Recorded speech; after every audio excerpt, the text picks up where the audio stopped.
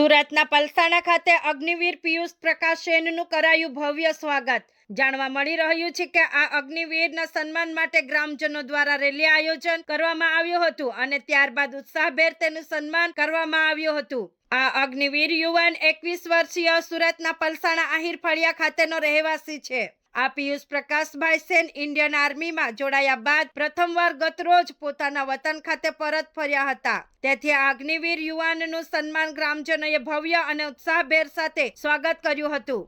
જો કે આ અગ્નિવીરના સન્માનાર્થે ગામ ખાતે મોટી રેલીનું આયોજન કરવામાં આવતા મોટી સંખ્યામાં લોકો જોડાયા હતા। આ પિયુષે પોતાનો SYBA નો ચાલુ અભ્યાસે વર્ષ 2025માં અગ્નિવીરની ભરતી પરીક્ષા પસંદગી પાત્ર રીતે પસાર કરી ટ્રેનિંગ માટે રવાના થયા હતા અને 7 મહિનાની સખત મહેનત અને કઠોર તાલીમ પૂર્ણ કર્યા બાદ હવે તેઓ રાજસ્થાનમાં જેસલમેર ખાતે ફરજ બજાવવા માટે પોસ્ટેડ થયા છે।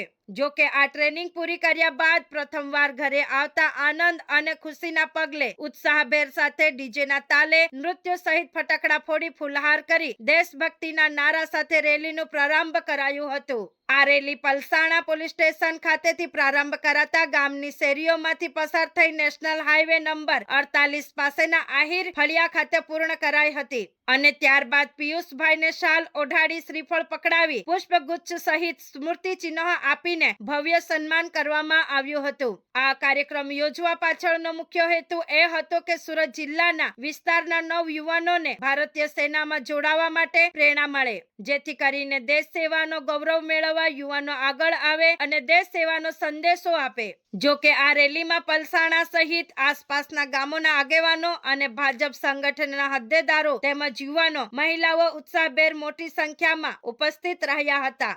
પ્રતિનિધિ હેતલ મિસ્ત્રી સાથે કેમેરામેન ચેતન પ્રજાપતિ, પલસાણા, હર હંમેશ સત્યની સાથે।